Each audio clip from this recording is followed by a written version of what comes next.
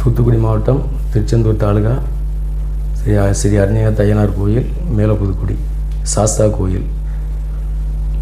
இந்த கோயிலில் 2 வருடத்திற்கு முன்பு கோயில் உண்டியலை உடைத்து விட்டார்கள். குறும்பூர் காவல் நிலையத்தில் புகார் அளித்தும் இதுவரையில் எந்த நடவடிக்கையும் இல்லை.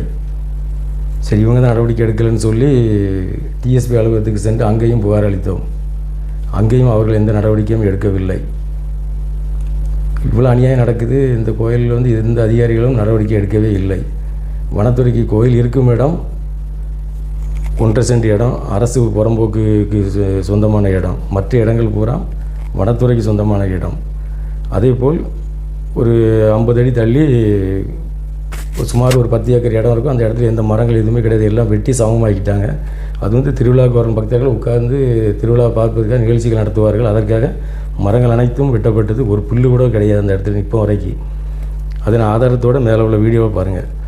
இந்த அளவுக்கு அநியாயம் நடந்துகிட்ருக்கு. காவல்துறை, வனத்துறை, அறநிலைத்துறை நாங்கள் இதுவரை எந்த இதுவும் நடவடிக்கை எடுக்கல. நாங்கள் 3 பேர் கையெழுத்தும் போட்டு கொடுத்தாச்சு. 4 பங்கு தினருக்கு சொந்தமான இந்த கோயில் 4 குடும்பங்கள் வேலைக்கு வந்தவர்கள், விவசாய கூலி வேலைக்கு வந்தவர்கள். 8 பங்கு என்று சொல்லிக்கொண்டு கோயிலை கொள்ளையடித்து கொண்டு இருக்கிறார்கள்.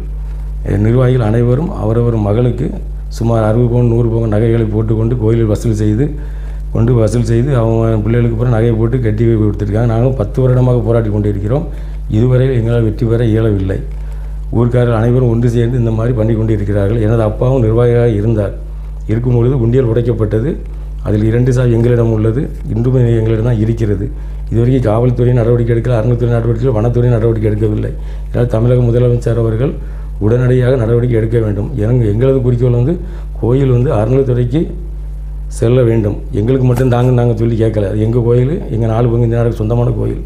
இவங்க பணத்தை வச்சு இந்த 3 துறைகளை அடிமைகளாக வைத்துக் கொண்டிருக்கிறார்கள்.